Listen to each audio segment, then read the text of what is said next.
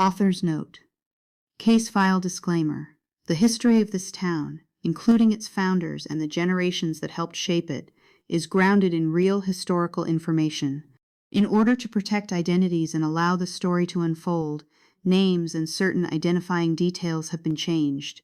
While the investigation is fictionalized, many of the historical foundations are based on fact, including street names and buildings. Dead on the Ballot. A Detective Holmes and Vivian Cross mystery. Brooksville, Florida, 1947. Chapter 1. The Body Doesn't Lie. The rain came down like God had something to prove. It hammered the tin roof of the Brooksville City Coroner's office in sheets so thick you could barely see the oak trees lining Main Street, their Spanish moss hanging like wet funeral veils.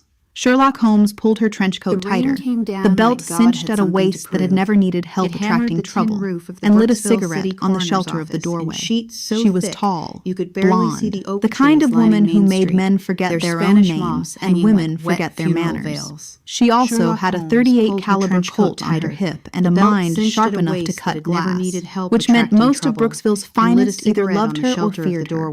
Most managed both at once. "You going to stand out there all night?" came a voice from inside. Vivian Cross appeared in the doorway, her dark hair tucked under a champagne-colored cloche hat, pencil skirt pressed crisp despite the humidity that turned everything in Florida into a damp suggestion of itself. She had a coffee in each hand and the expression of a woman who had already seen enough tonight and expected to see considerably more. "I was thinking," Holmes said, not moving. "You can think inside, where the dead man is." Vivian handed her one of the cups. Holmes took a long drag of the cigarette, crushed it under the heel of her pump, and walked in. The body of Edmund Whitfield, Democratic candidate for Commissioner of Brooksville, lay on a steel table under the merciless glare of a single overhead bulb.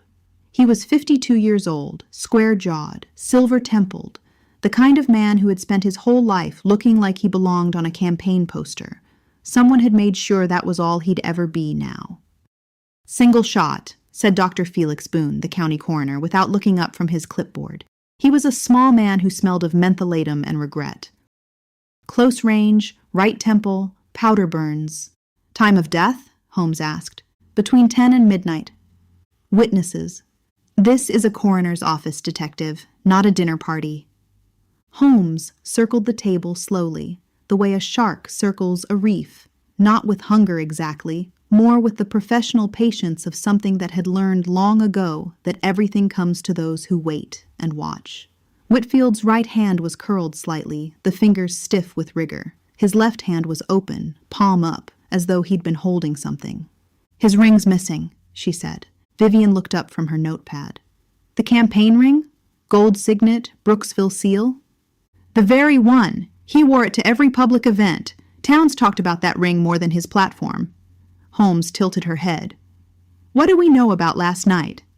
Vivian flipped a page. "Whitfield attended the Hernando County Republican Civic League dinner at the Palms Hotel. And before you say anything, yes, a Democrat at a Republican dinner. He was drumming up cross-party support. Apparently he had something to announce. His campaign manager, one Gerald Pruitt, says Whitfield left the dinner around 9:45. Alone." "Did Pruitt see him leave?" "Says he did. Says he watched him walk out the front door, get into his Lincoln, and drive off." "And nobody found him until when?" 4 a.m, in the parking lot behind the Elks Lodge on East Jefferson Street. Vivian closed the notepad. 3 blocks from here." Holmes looked at Whitfield's face. Even in death, there was something ambitious in those features, something that hadn't quite let go of wanting. "He was going to be commissioner," she said quietly. "He was going to try," Vivian corrected, with the gentleness of someone who knew the difference. "Who called it in?" "Anonymous tip. Payphone on Jefferson Street." Vivian tucked the notepad into her coat pocket. "The chief wants this wrapped clean and fast. Elections in 6 weeks. The whole city is already talking." Holmes finally looked up from the body and at her partner. Vivian Cross had been her partner for 3 years. 3 years of bad coffee, late nights, and cases that had a habit of getting more complicated the longer you pulled on the threads. She trusted Vivian the way she trusted weather, entirely, and with the knowledge that it could still surprise you. "Who benefits?" Holmes said. "From a dead Democrat?" Vivian raised an eyebrow. Take your pick. His opponent, Councilman Hargrove. Half the property owners on the north side who didn't want Whitfield's rezoning plans. The Latham family. The Lathams. Holmes let the name settle in the air like cigarette smoke. The Lathams were Brooksville's first family in every sense that mattered. 3 generations of citrus money, timber money, real estate money. Old Robert Latham had built half the buildings on Main Street. His son, Douglas Latham, sat on the county commission. His daughter-in-law ran the Junior League and the Women's Civic Improvement Committee, and, rumor had it, everything else besides. They threw parties on their estate that half the town dreamed of attending, and the other half pretended not to want to. Whitfield had threatened to audit city contracts. Several of those contracts bore the Latham name. Everyone's going to say it was the Lathams, Holmes said.